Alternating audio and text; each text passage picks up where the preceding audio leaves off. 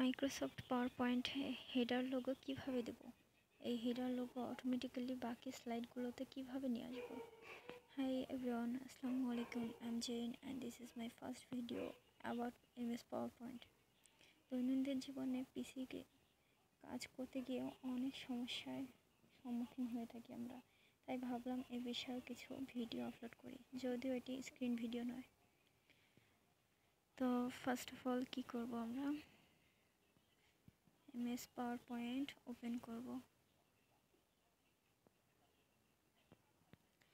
তারপরে ভিউয়ে যাব, ভিউ থেকে স্লাইড মাস্টার ক্লিক করব। তারপর ফার্স্ট স্লাইডে ক্লিক করব, দেন মিনিমাইজ করে পিএনজি লোগো টেনে নিয়ে আসব এবং এটি ছোট করে আপার লেফট সাইডে সেট করব। দেন বক্সগুলো ডিলিট করে দেব।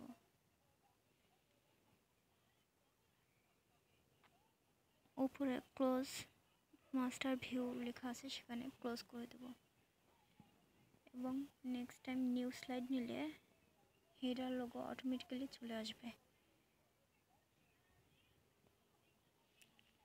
এভাবে আমরা স্লাইড নিয়ে কাজ করব এবং হেডার লোগো সব স্লাইডেই থাকবে।